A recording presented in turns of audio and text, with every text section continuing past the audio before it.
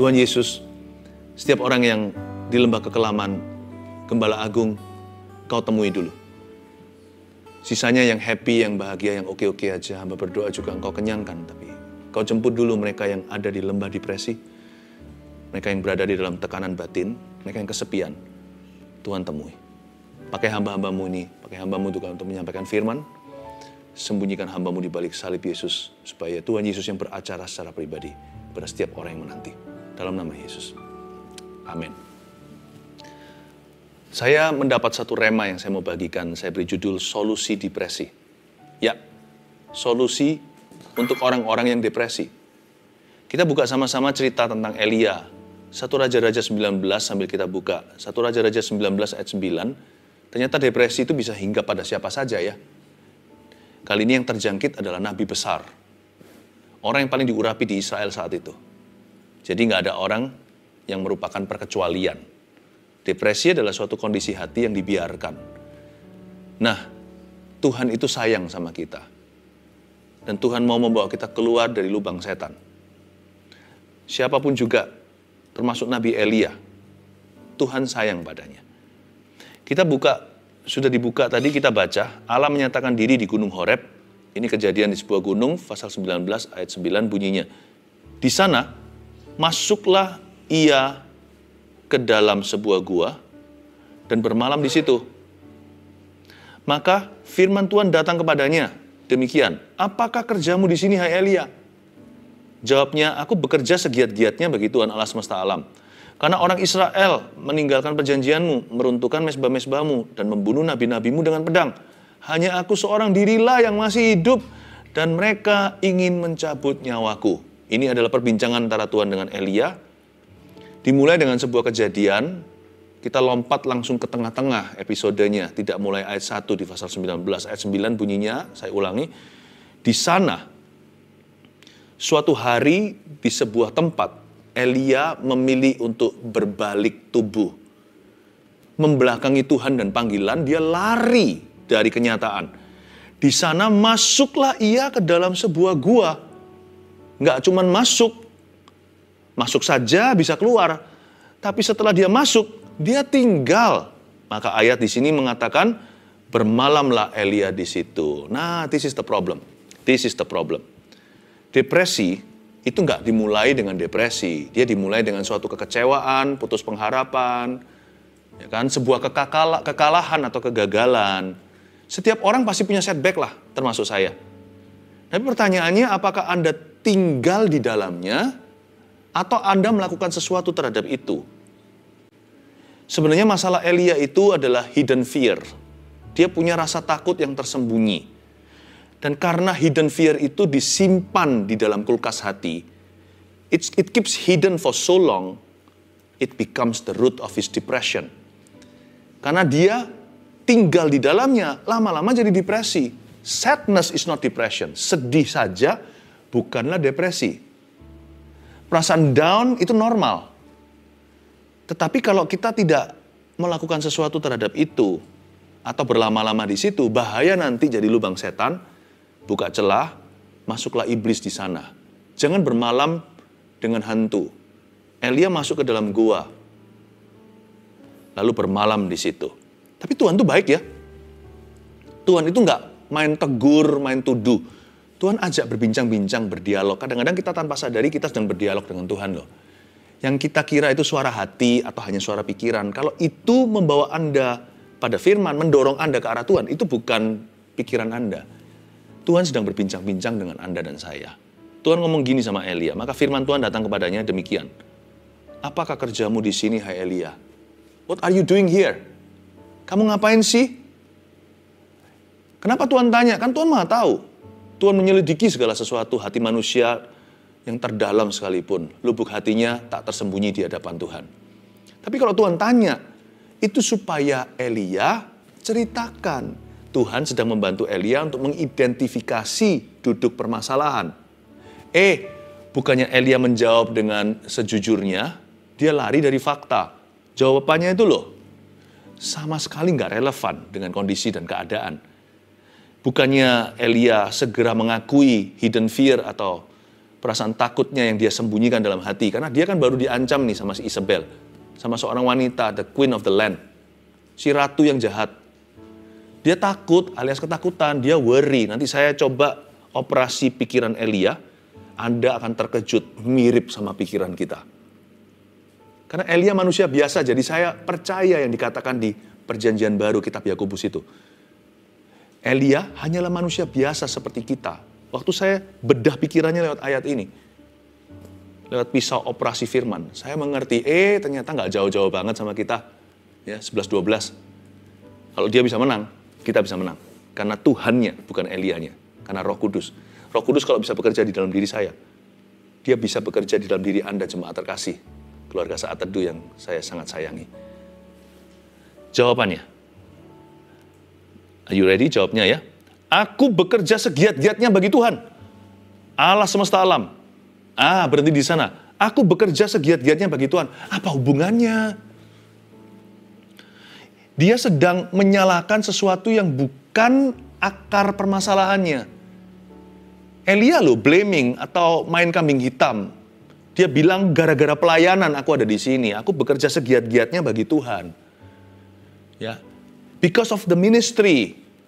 Banyak orang berkata, aku burn out dalam ministry. Siapa bilang ministry bisa membuat Anda burn out? Bukan ministry. Dosamu, over worry, segala sesuatu overthinking. Bukan ministry. Lebih kepada kepedulian orang lain mikir apa dalam pelayanan. Banyak orang kan berkata begitu. Melayani Tuhan, lama-lama jenuh. Melayani Tuhan kok bisa jenuh? Jenuh itu urusanmu. Melayani Tuhan itu gak pernah jenuh. Tuhan itu multiwarna. Tidak pernah kita bisa duga hari ini warnanya apa. Melayani Tuhan itu penuh pesona. Ya, ada salibnya, tapi juga ada kebangkitannya. Selalu ada sesuatu yang baru. Jadi, seringkali kita itu main konklusi. Aku ini burn out karena ministry. Atau, aku begini karena orang lain. Bukan sih. Jangan tuduh orang itu. Bukan orang itu, orang lain juga bisa lakukan itu terhadapmu. Kenapa Anda izinkan itu mengena ke hatimu? Tuhan tanya sama dia, ngapain kamu di sini Elia? Kamu lagi apa? Pertanyaan lebih tepatnya why? Why are you here? Dia berkata, itu loh, aku kerja segiat-giatnya untuk Tuhan.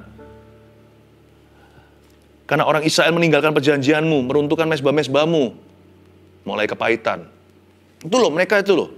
Aku layani juga gak pernah terima kasih. Aku terus doakan. Malah sekarang aku dikejar-kejar. Mereka semua jahat. Yang jahat cuma satu orang, hanya satu orang doang. Yang jahat Isabel. Tapi yang disalahkan seluruh Israel. Dia bilang, lihat semuanya meruntuhkan mezbah-mezbahmu, membunuh nabi-nabimu dengan pedang. Lalu, hanya aku seorang dirilah yang masih hidup. Ini masalah kedua. Hanya aku seorang diri. Hanya aku seorang diri yang masih hidup di negeri. Jadi, di Israel hanya sisa satu nabi. Wrong, salah. Makanya itu, orang masuk ke depresi. Karena mereka mulai halu atau halusinasi. Di sini loh kesalahan Elia. He did not get the facts right. Dia tidak mendapatkan fakta yang benar. Entah gimana dia percaya pada dusta sendiri. Perasaannya menguasainya, bukan lagi akal sehatnya. Padahal Elia nggak lama yang lalu, baru beberapa ayat sebelumnya, ketemu sama seorang hamba Tuhan namanya Obadja. Waktu ketemu di jalan sebelum Elia nantinya akan ketemu dengan Ahab. Lalu terjadi kemenangan ketika api turun dari sorga, segala. Ketemu sama Obadja, masa dia nggak perhatikan? Obadja bilang begini, Tuanku Elia, tolong Anda tetap di sini, jangan pergi ya, nanti aku dibunuh sama Tuanku. Aku ini orang yang takut akan Tuhan. Lihat, sudah ada satu. Kok dia ngaku-ngaku dia sendirian? Aku sembunyikan nabi-nabi Tuhan dari Isabel. 50-50, 50 di gua sini, 50 di gua itu. Aku beri makan, aku beri suplai minuman di zaman kekeringan, di zaman kelaparan. Kalau dihitung aja sudah ada 101. Bukan Dalmatian ini, 101 nabi-nabi.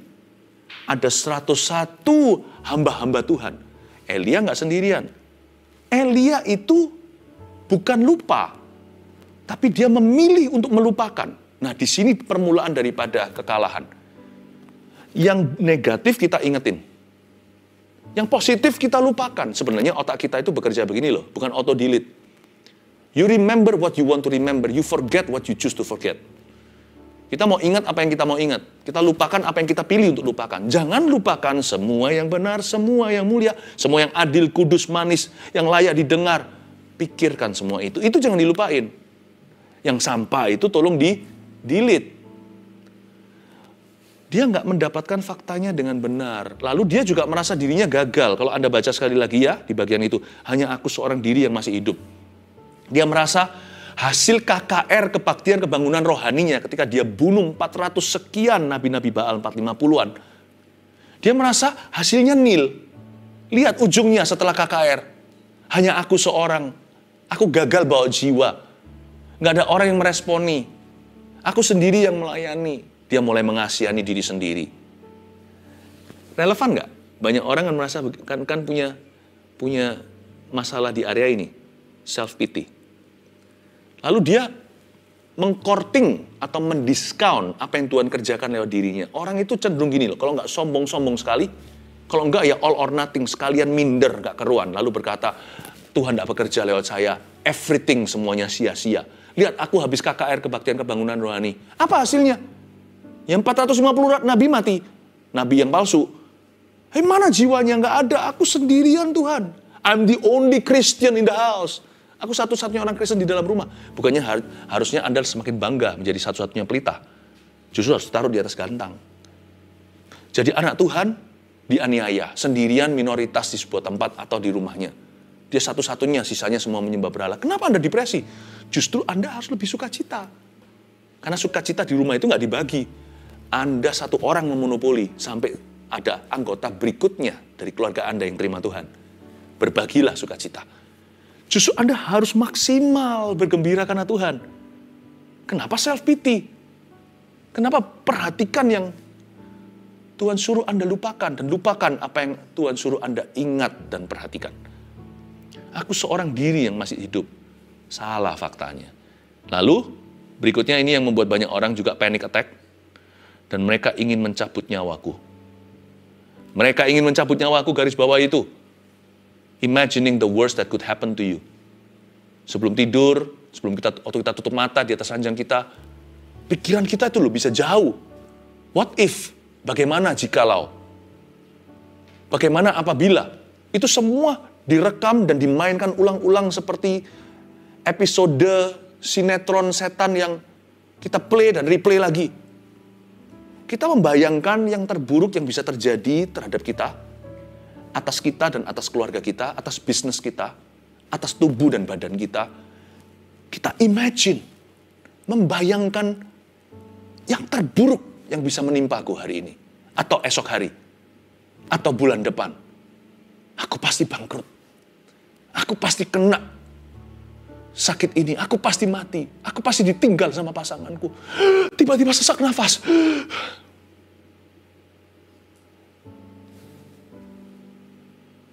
Mereka ingin mencabut nyawaku. Tuhan bilang begini sama Elia seharusnya. Betulkah itu? Sungguhkah akan terjadi? Kita semua tahu ceritanya pada akhirnya. Elia tidak dibunuh oleh Isabel. Isabel yang malah mati setelah Elia diangkat ke sorga. Jangan mikir pikiran yang negatif. Jangan entertain itu. Jangan hiburkan itu. Jangan ditanam, jangan dipupukin. Jangan disiram, jangan dikipasin. Semua yang benar, semua yang mulia. Adil, kudus, dan yang manis. Semua yang layak didengar. Semua yang firman Tuhan. Semua yang janji Tuhan. Pikirkan semua itu. Toh, apa yang kita pikirkan nggak tentu terjadi. Kenapa dipikirkan? Mendingan pikirkan sesuatu yang jelas-jelas dapat kita pegang. Yaitu firman Tuhan. Nanti kalau ada sesuatu di luar dugaan kita yang terjadi, ya kita hadapi sehari demi sehari. Kita akan hadapi selangkah demi selangkah. Karena kasih Tuhan akan cukup bagiku untuk menghadapi apapun yang akan kuhadapi esok hari. The grace of God will be sufficient for me. Jadi kita nggak usah pikirkan dulu. Toh nggak tentu terjadi. Mendingan apa yang pasti. Yang tidak terduga, kuhadapi nanti. Kasih karunia Tuhan akan cukup bagi kami. Ayat berikutnya, ayat 11. Lalu firman-Nya, keluarlah dan berdiri di atas gunung itu di hadapan Tuhan. Maka Tuhan lalu, angin besar dan kuat yang membelah gunung-gunung dan memecahkan bukit-bukit batu mendahului Tuhan. Tetapi tidak ada Tuhan dalam angin itu. Dan sesudah angin itu datanglah gempa. Tetapi tidak ada Tuhan dalam gempa itu. Dan sesudah gempa itu datanglah api. Tetapi tidak ada Tuhan dalam api itu. Dan sesudah api itu datanglah bunyi angin sepoi-sepoi basah. Segera sesudah Elia mendengarnya, ia menyelubungi mukanya dengan jubahnya, lalu pergi keluar dan berdiri di pintu gua itu. Maka datanglah suara kepadanya yang berbunyi, apakah kerjamu di sini, hai Elia? Angin sepoi-sepoi basah itu berbicara. Dari ayat 11 yang kita baca tadi, dimulai dengan kata, lalu firman-Nya, keluarlah dan berdirilah di atas gunung itu, di hadapan Tuhan. Disuruh keluar dari pikiran-pikiran negatif itu. Disuruh keluar sama sekali dari imajinasi-imajinasi yang tidak suci. Tuhan tidak perintahkan pikiran-pikiran demikian. Lalu waktu dia keluar, dia lihat semua unsur-unsur ini, tidak ada Tuhan dalam angin, tidak ada Tuhan dalam gempa, tidak ada Tuhan dalam api. Kita tidak bisa lawan depresi, pikiran negatif, pikiran yang mencekam, perasaan yang down itu, dengan contohnya hari ini, dengan gempa, dengan angin yang heboh-heboh. Jangan malah dilampiaskan yang tidak-tidak. Dugem, ya kan? Dunia gemerlap, cari yang keras-keras, cari yang heboh-heboh, cari yang gemerlap. Percuma sih. Setelah Anda minum-minum, lupa sebentar, tetap harus bangun. Depresi itu kembali. Malah dengan 7 roh lebih jahat mengikuti. Yang tidak ada urusan tertular di tempat-tempat yang tidak sepatutnya Anda ada di sana. Bahkan di dalam hal aktivitas yang banyak. Orang berkata kita lawan depresi dengan banyak olahraga. Pokoknya keluar terus jalan-jalan. Liburan melulu. Nggak tentu. Tidak ada Tuhan dalam kehebohan. Angin, gempa, api. Baik yang negatif maupun yang positif. Yang positif pun tidak menjamin. Ditambahin pelayanan. Karena masalah Anda bukan kurang pelayanan. Kurang bersyukur. Masalah Anda dan saya bukanlah kurang ministry. Bukan. Tapi kurang beriman. Karena kita izinkan pikiran-pikiran itu campur aduk di dalam jiwa kita. Dibiarkan merongrong terus. Kita mengasihani diri sendiri. Menangis itu perlu. Bukannya baru-baru. Berapa saat teduh yang lalu saya ajarkan bahasa air mata. Menangis itu bisa. Menangis itu lumrah. Bagi cowok juga. Namun demikian kalau kita menangisnya begini, aduh Tuhan, masalahku, atau mengasihani diri sendiri, meratapi sesuatu, kadang-kadang menghadapi sebuah masalah atau tantangan di depan kita, itu tidak bisa dengan air mata. Air mata bisa berhasil untuk situasi tertentu. Situasi yang lain harus dengan iman yang teguh. Nggak pernah Tuhan berkata begini dalam firman-Nya, lawanlah iblis dengan air matamu yang banyak. Tapi firman Tuhan berkata demikian, lawanlah iblis dengan imanmu yang teguh. Yesus tidak merengek-rengek, ayo dong. Ayo Legion, keluarlah dari orang ini. Kasihan loh. Lalu Yesus nangis-nangis. Kalau Yesus nangis, dia menangisi Lazarus. Karena masyigu hati. Karena dia terharu. Dia lihat Maria. Dia melihat Marta. Tapi waktu Yesus menghardik setan, nggak pakai air mata. Dengan keras dia berkata, come out of that man. Keluar dari orang itu. Keluarlah Legion itu. Keluarlah 6.000 setan itu ke dalam mulut babi-babi yang ada di situ.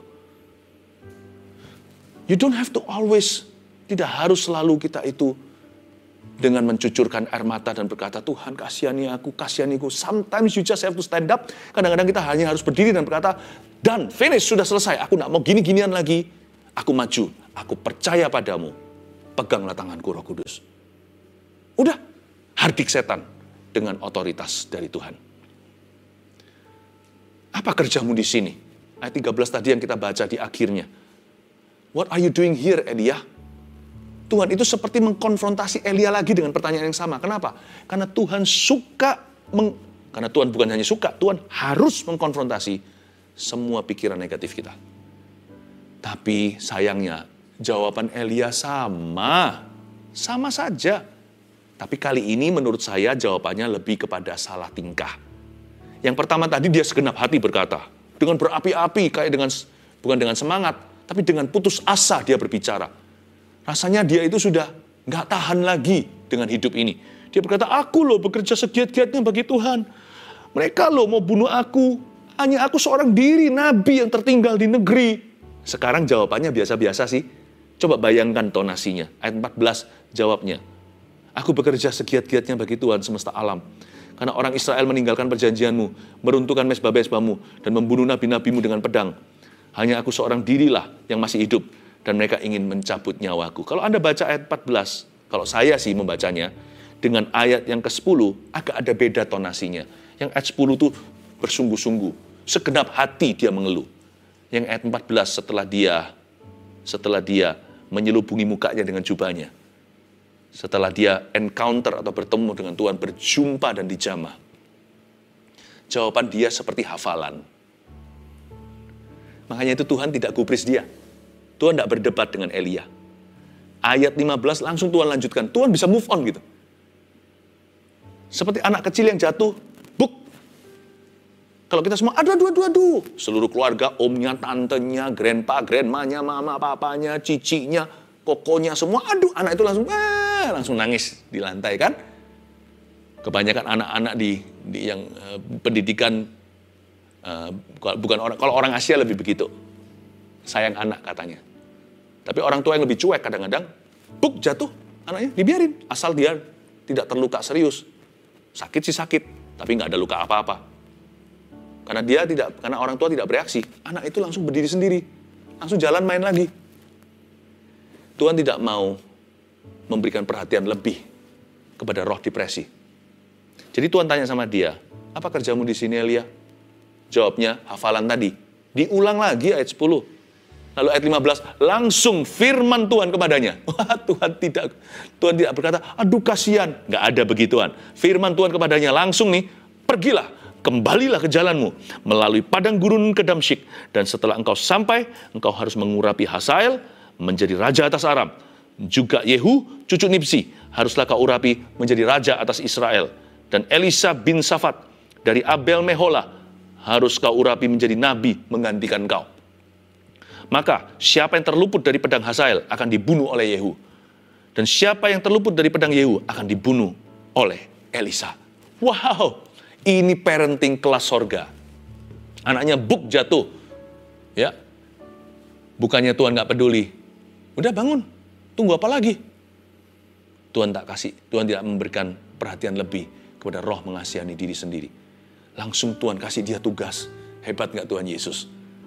Dia berkata begini, firman Tuhan kepadanya ayat 15. Pergilah.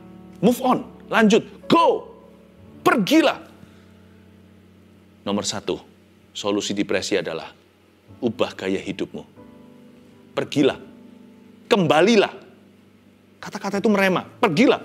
Kembalilah ke jalanmu. Go back. Melalui padang gurun di Damsyik. Pergilah. Jangan sama ketika engkau pergi seperti waktu engkau datang. Engkau datang dalam roh kekalahan. Pergilah dalam roh kemenangan. Engkau datang putus asa. Pergilah dengan semangat yang diperbaharui. Ubahlah gaya hidupmu. Untuk mengubah gaya hidupnya, Tuhan itu telaten dengan Elia. Tuhan itu kasih dia makan. Kalau Anda lihat waktu dia ngambek rohani, dia sembunyi, malaikat berapa kali bangunin dia suruh makan. Mengubah gaya hidup. Orang yang sudah punya depresi, biasanya kehilangan nafsu makan. Tuhan itu sangat realistis. Nggak main rohani saja. Tuhan kasih dia makanan beneran. Diutus malaikat pada si nabi yang seringkali dapat roti dari gagak. Kali ini Tuhan kasih dia, dimasakin. Tuhan itu telaten ya. Tuhan bilang, makan dulu. Ya, Tuhan ajari dia to eat, then to pray, and to exercise. Si Elia nanti disuruh jalan, pergi, jalan kembali. If you want to be free, bukan hanya doa saja, ubah gaya hidupmu. Makan, please. Saya rasa di sini ada orang-orang yang sudah nggak nafsu makan. Anda sudah nggak sehat, makannya nggak teratur, pikiran Anda terus di masalah. One thing, satu hal untuk punya problema, hal lain sama sekali untuk memilih diam di dalam problema atau tinggal di dalamnya. Anda sudah tinggal di dalamnya sekian lama, ada orang yang sudah stres 3 bulan, anggaplah sudah nggak makan, udah merusak tubuhnya. Nggak bisa, kalau Anda mau bebas dari ini, doa pada Tuhan Yesus. Then eat. Elijah makan Elia. Makan roti beneran, bukan firman. Firman ini memerdekakan Anda. Setelah itu, ketika Daud meratapi anak yang mati dengan Batsheba itu, setelah dia tahu anaknya sudah nggak bisa lagi dibawa kembali, dia berdiri, raup wajah, makan. Sehingga pegawai-pegawainya semua heran. Kenapa dia bisa berubah tiba-tiba moodnya? Daud berkata, apakah aku dengan menyiksa diri bisa membawa kembali anakku yang sudah mati? Dia move on. He eats. Please eat. Please exercise. Saya mengasihi Anda. Biar ini jadi pesan gembala ya. Sebuah firman yang betul-betul mendarat untuk mengubah hidupmu. Saya berikan untuk setiap orang yang dalam lembah kekelaman. Yang kedua, Anda lihat setelah dia berkata, pergilah, kembalilah ke jalanmu. Lalu ada kalimat begini, dan setelah engkau sampai, engkau harus mengurapi, garis bawah itu. You must anoint, engkau harus mengurapi. Lalu disebutkan, Hazaelah diurapi jadi Raja Aram, Yehud diurapi nanti jadi Raja Israel. Engkau harus mengurapi, bahkan Elisa nanti diurapi juga sebagai penggantinya. Engkau harus mengurapi, engkau harus mengurapi. Solusi depresi yang kedua adalah fokus ke tugasmu. Jangan mut-mutan, itu perasaan kalau terus dimanjakan, nanti dia akan membunuhmu. Keluar dari kamarmu. Fokus ke tugasmu. Nggak usah cari tugas-tugas yang gimana besar-besar. Tugas yang sudah ada aja. Fokus dan kerjakan baik-baik. Set goals. Buat satu goal-goal yang bisa dicapai dan mudah tercapai. Tidak terlalu mudah tapi bisa dicapai. Jangan terlalu muluk-muluk, nanti tambah frustrasi. Notabene dasarnya sudah depresi, tambah kasih suatu goal yang terlalu selangit, yang tidak bisa dicapai, membuat kita semakin penasaran, semakin membuat kita merasa sebagai orang yang gagal total. Tapi set goals that you can achieve. Keluar, lakukan tugasmu. Mulai aktifkan kehidupanmu. Fokus ke tugasmu, perasaannya menyusul nanti. Masih ada sedikit sisa-sisa depresinya. Biarin aja, jangan diajak bicara. Itu si anjing hitam di dalam jiwamu itu, kalau nggak dikasih makanan, lama-lama dia mati sendiri, minimal pingsan. Fokus ke tugas-tugasmu. Ingat, what are my responsibilities? Kalau Anda lupa, ambil pena. Catat 1, 2, 3, 4, 5. Aku adalah ibu rumah tangga. Maka aku harus memperhatikan anak-anakku, sekolah mereka, makan mereka, suamiku. Jangan jadi beban. Jadikan tanggung jawab itu sukacitamu. Menjadi salah satu alasan hidupmu. Jangan pikirannya melulu mau bunuh diri. Ya, pikirkan. Tugas Anda selain itu apa? Tambahkan juga satu lagi ya. Aku mau menjadi partner, mitra doa saat teduh. Aku mau mendoakan orang-orang seperti aku, bahkan lebih buruk dari itu. Aku mau doakan mereka semuanya. Silakan, pelayanan tidak harus diformalize. Pelayanan itu keluar dari kesadaran. Ayo saya ajak Anda, orang-orang yang pernah stres, untuk mendoakan orang-orang yang sekarang dalam tekanan. Because when you focus on others, you yourself will be healed without you knowing it. Kalau Anda fokus pada orang lain, Anda sendiri akan disembuhkan tanpa Anda sadari.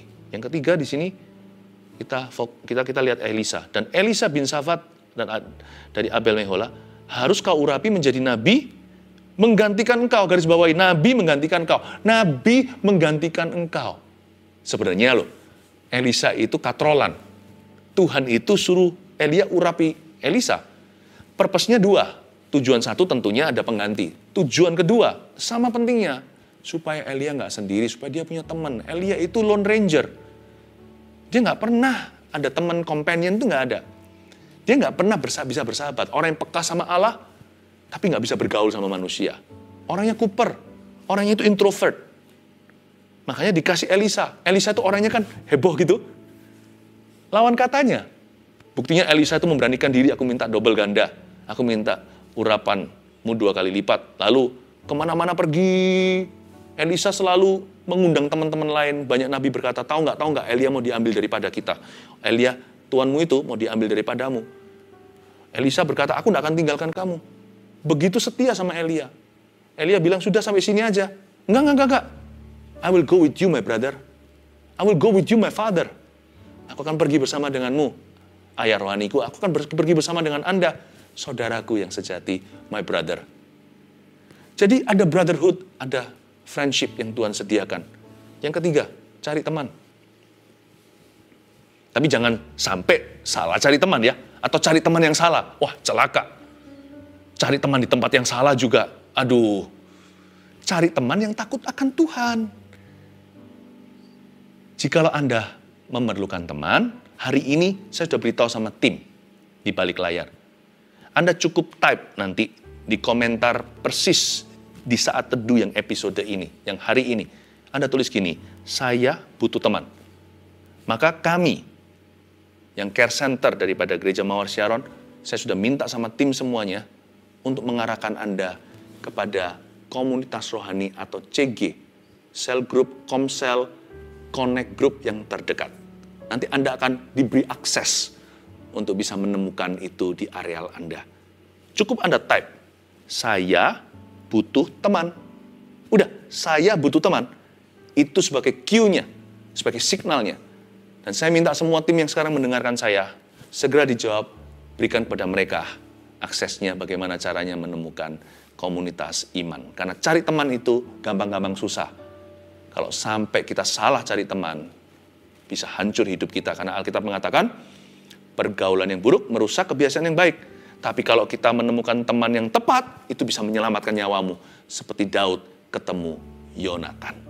Ya, dan Tuhan memberikan kepada Elisa. Dan Tuhan memberikan Elisa seorang teman juga, yaitu Elia. God is good. Tuhan tidak akan pernah izinkan Anda sendirian. Yang terakhir, ayat yang ayat yang ke-18 bunyinya, tetapi aku akan meninggalkan 7.000 orang Israel, yakni semua orang yang tidak sujud menyembah Baal, dan yang mulutnya tidak mencium dia. Nah, ayat terakhir ini, Tuhan itu kok mau belanin ya? Baik sekali Tuhan itu. Tuhan berkata gini, by the way Elia, ini kira-kira bahasa sehari-harinya. By the way Elia, kamu bilang kamu seorang diri. Kamu bilang KKR-mu tidak berhasil. Nggak ada satu jiwa pun kamu menangkan. Tahukah kamu, KKR-mu menghasilkan 7.000 orang gara-gara kejadian hari itu dan ketaatanmu. Mereka tidak menyembah dan mencium kaki Baal. Itu Elia langsung wajahnya bisa bayangkan bersinar-sinar, glowing matanya, seperti berlinang-linang air mata. Mungkin ketika dia menyelubungi muka, sampai di ayat 18, dia tercengang, dan jatuhlah selubungnya itu tanpa dia sadari. Dia berkata, sungguh Tuhan, iyakah? Haleluya. Aku kira, I thought I was a total failure. Aku kira aku gagal total. 7.000 jiwa diselamatkan lewat KKR-ku itu. Lewat kesaksian imanku dan ketaatanku. 7.000 tidak mencium Baal. Gara-gara aku. Langsung bangkitlah dia. Tidak basa-basi. Langsung lari cari Hazael. Cari Yehu. Dan dia ketemu dengan teman yang sangat akrab dengan dia. Yang bisa saling menguatkan. Yaitu Elisa. Ubah gaya hidupmu. 1. Fokus ke tugasmu. 2. 3. Cari teman. Dan kami akan bantu agar Anda bisa menemukan teman yang pas di antara keluarga saat teduh. Mari kita sama-sama menghampiri tahta Tuhan.